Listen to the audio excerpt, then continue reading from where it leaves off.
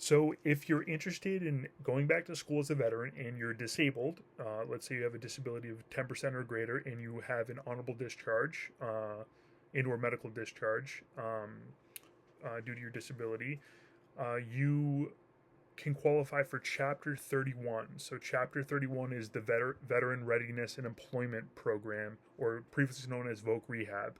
And there's a certain amount of time that you can use that in. You need to look that up, and you're able to utilize this again, like I said, if you're 10% or more disabled. And again, you want to be using this to transition out of your employment currently. So for myself, I used it. I was in the environmental consulting field, and I was out in the field a lot, doing surveys for different species that exist out there.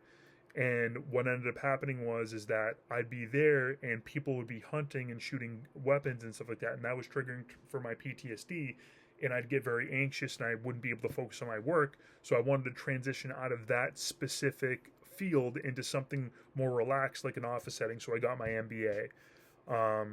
Now you can go to school part-time or full-time depending on how much time you have, but I suggest going full-time because your subsistence allowance at a full-time rate is greater than part-time, so you'll be able to receive more money and finance your entire student career on that wage. And depending on how much schooling you do and where your schooling is, it could be upwards of $4,700 a month. That's like in the Boston area. So that's just some food for thought. I hope this helps. Take care. Bye bye.